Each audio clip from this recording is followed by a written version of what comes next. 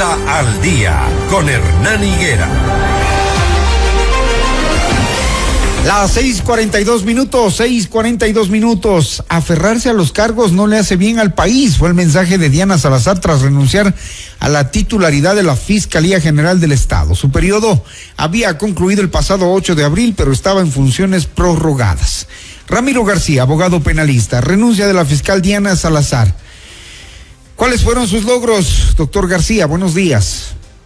Buenos días. Muchas gracias por la invitación. Un saludo para todos los oyentes. Bueno, yo creo que hemos estado frente a una gestión inédita de Fiscalía.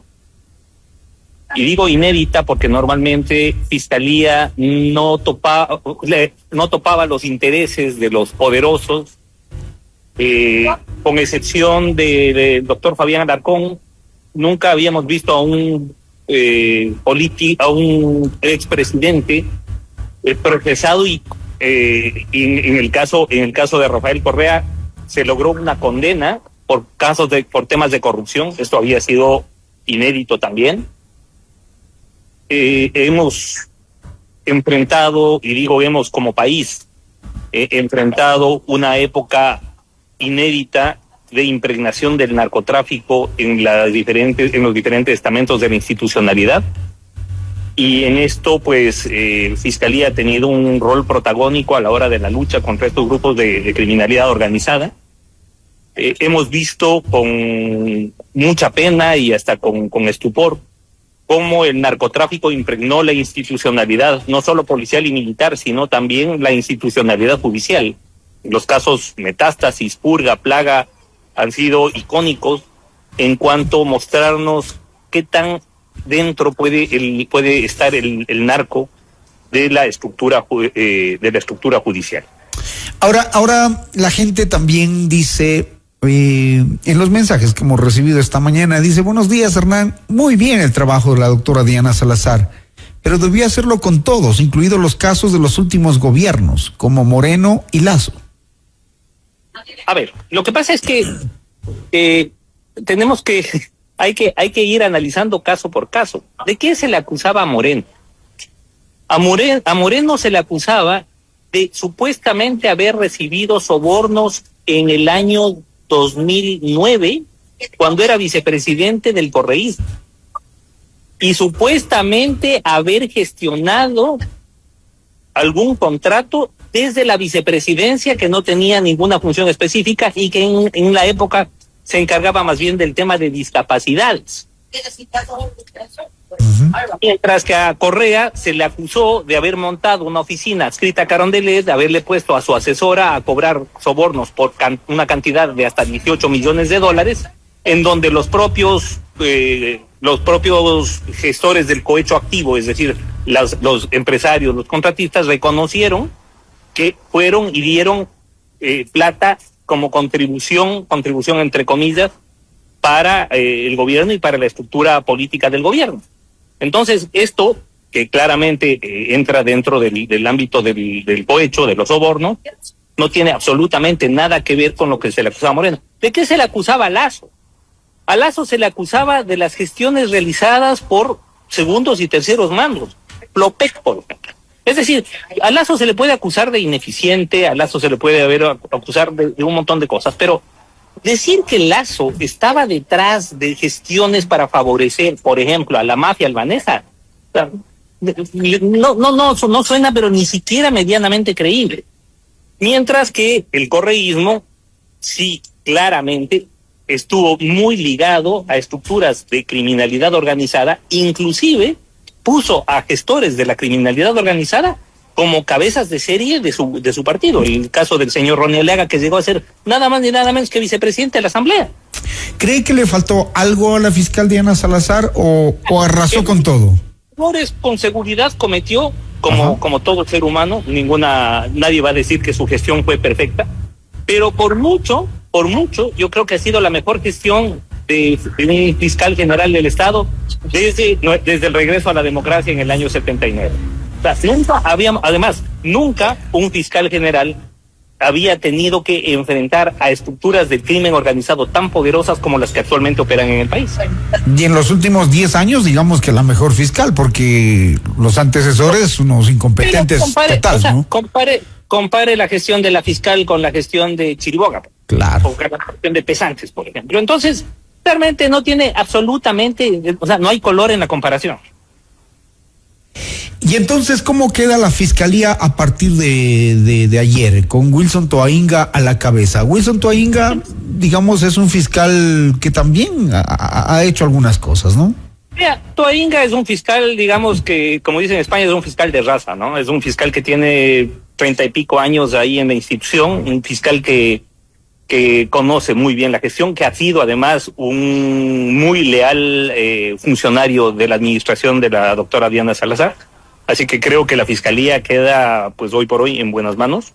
Habrá que ver cuánto se demora el Consejo de Participación Ciudadana en llevar a cabo el concurso para la designación del nuevo fiscal general del Estado. Pero hasta tanto, pues yo creo que Toainga da la tranquilidad necesaria para saber que una entidad tan importante y que hoy por hoy, con la impregnación que existe del narcotráfico, es imprescindible para la subsistencia del Estado Democrático de Derecho, como la fiscalía. Creo que Diana Salazar jamás se imaginó que le iba a tocar lidiar con este monstruo de 1000 cabezas como es la corrupción, la pillería política, porque yo la conocí a ella, recuerdo muchos años atrás, cuando ella era ayudante de fiscal y trabajaba en el caso del famoso cura Flores, por ejemplo, el robo en las aduanas.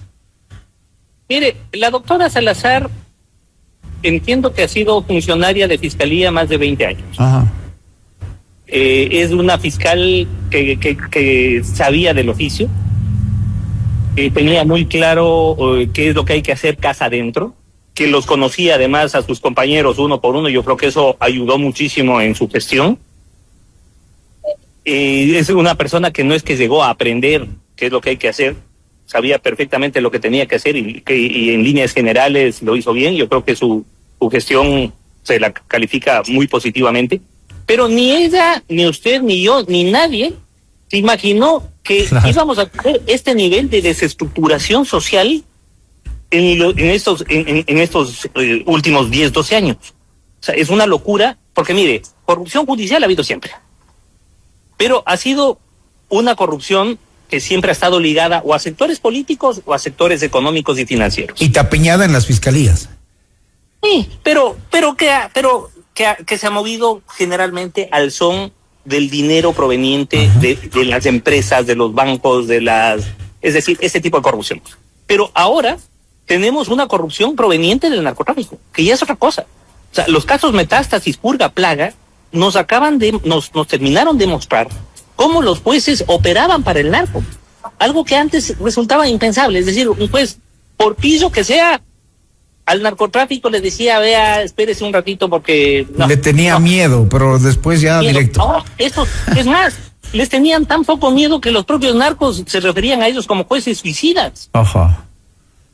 Es decir, hemos llegado a ese nivel. Y es más, nos mostró la ineficiencia de la estructura administrativa disciplinaria del Consejo de la Judicatura.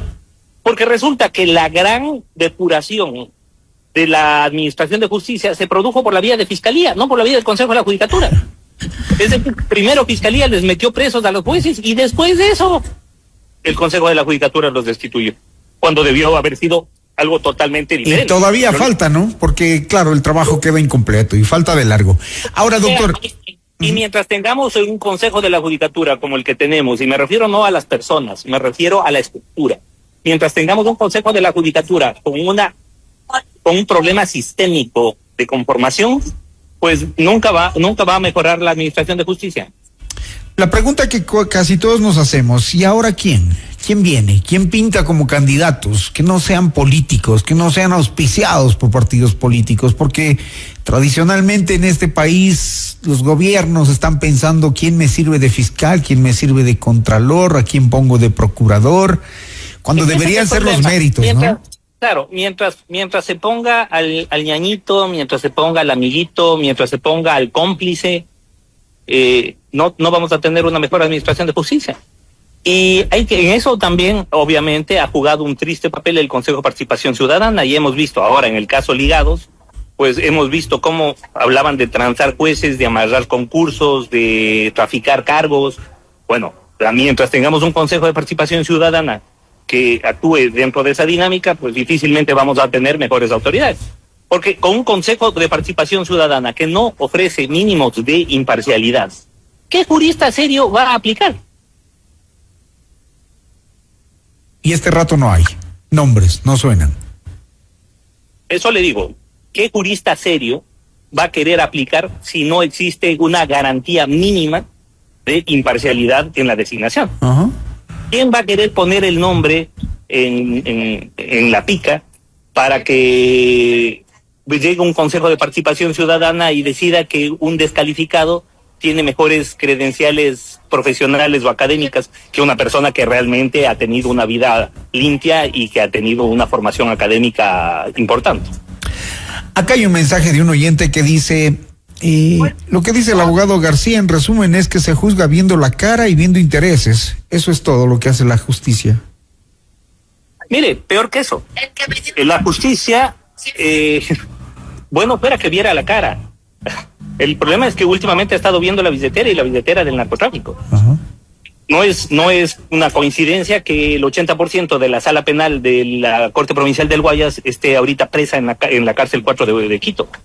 O sea, no es coincidencia que un montón de jueces de diferentes provincias estén presos por haber favorecido a narcotraficantes a través de habeas corpus y otras garantías jurisdiccionales ilegítimas, donde llegaron incluso con medidas cautelares de a tirarse abajo sentencias condenatorias ejecutoriadas. O sea, eso, y no es que teníamos unos jueces estúpidos que no sabían lo que hacían, no, simplemente eran asalariados del narcotráfico. Muy bien, doctor Ramiro García, le agradezco muchísimo por el análisis, por la evaluación de la gestión de la doctora Diana Salazar, por atender también las preguntas de nuestros oyentes acá en Notimundo al Día. Muy gentil, gracias.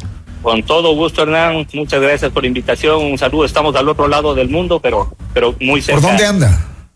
Estoy en Sevilla, España. Muy bien, que disfrute el viaje.